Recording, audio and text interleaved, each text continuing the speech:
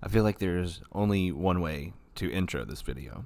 Oh my God! Okay, it's happening. Everybody stay calm. What's the procedure, everyone? What's the procedure? Stay calm! Alright, what's going on, guys? Back again with another video. This time we're going over the Mallards versus D-backs series that happened Friday.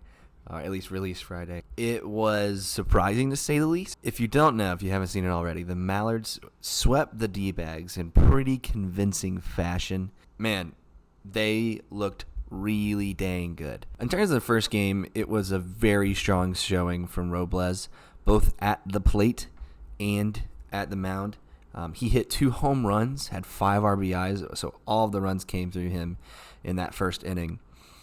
Tommy stepped up and had a few walks, and DZ got his first hit of the season. Ben Wilson didn't play that series.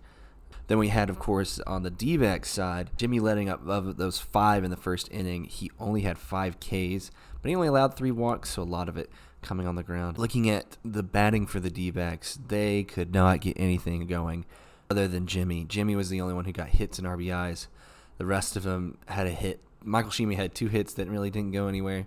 Jonah Heath only had 1 hit in his 4 at-bats, but he did have 2 walks. It was a little too late for the D-backs to do anything by the end of the inning, and Jordan Robles was just getting it done on the mound. You know, we were wondering if we could have that one, the 1-2 punch of Jordan and Tommy, just shows throughout this series.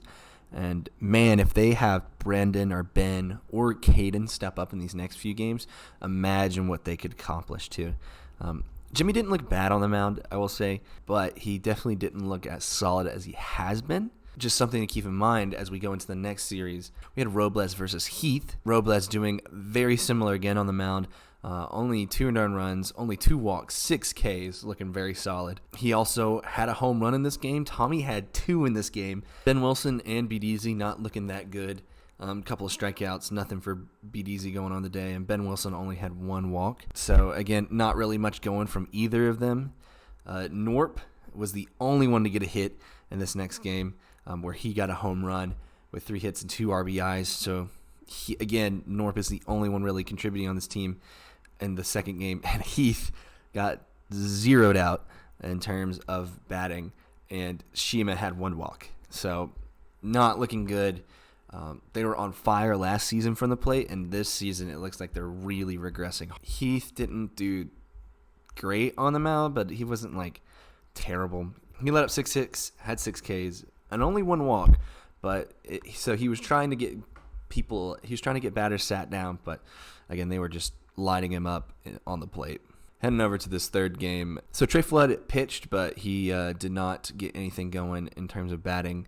Don't think he had any at-bats. I think he was pinched for all of them. But he pitched 2.5 innings, only allowed 1 hit, did have 3 earned runs, but again, the Mallards only were held to 3 runs in that inning. They kind of balanced it out, luckily. Jimmy really carried this team in terms of batting this time. The other guys were just getting kind of walks towards the end in order to get people in. I think actually Shima hit 1 in. Again, Jimmy was the really big contributor. Jonah and Michael did step up a little bit more in this game, but for the series in general, it was pretty lackluster. Jimmy did end up switching in for Trey in the third inning, pitched 2.1 innings, but eventually let up that walk-off on balls. He let up 3 hits, 2 earned runs, and 7 walks. Had 6 Ks, though, but again, at the end, he was just gassed, it felt like. Whereas on the other side, you had Tommy pitching. He also only let up 1 hit, but let up 8 walks, which was the issue. So a lot of guys just got kind of walked in. Then Robles came in and threw a shutout. 0 hits, 0 earned runs, only 2 walks, 5 Ks. Really deserved that win. I think he has all the wins for the Mallards this season at the pitching. He's 5-1. I think he may set the record for wins at this rate if he keeps getting these saves. And the saves at this rate. This is kind of insane, unprecedented. Something that's no one's really talking about is Jordan Robles has all the wins and the losses, and technically Tommy is 0 for 0 this season. I think that's so funny.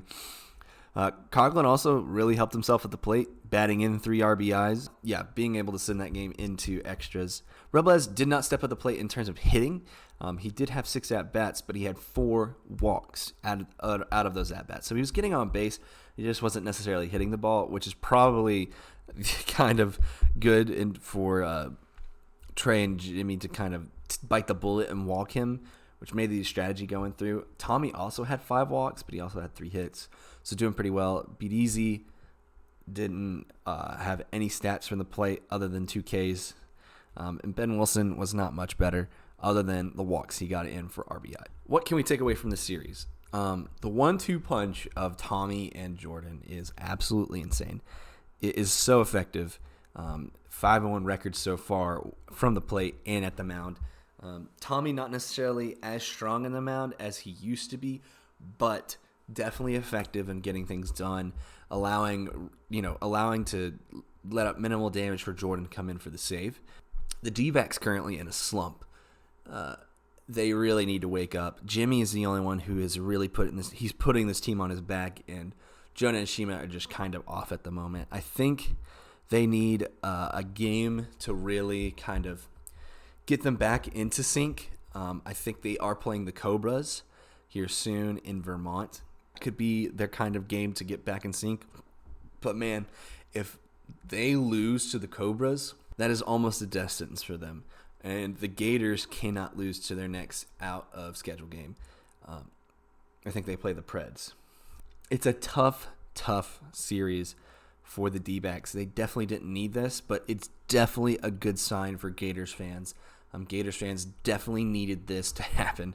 I said this last week. They needed a sweep, and they got one, thank the Lord. But, it's not going to be any easier for them.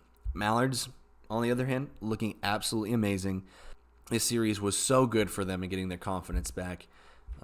The first game may have been kind of like, I don't really know about the Mallards, but the Mallards are definitely here to stay. The Mallards are doing great this season. So we'll see how they continue over the course of the rest of the year. But as of right now, it looks like they're steady to make the playoffs. Let me know what your thoughts are on the whole series. Let me know any disagreements you may have or anything like that. What are the series that you're most looking forward to now in the NL? I think I'm definitely looking forward to the Eagles D-backs series. I think that is really going to be the one that's the decider. But let me know what you guys think in the comments, and I will see you guys next time.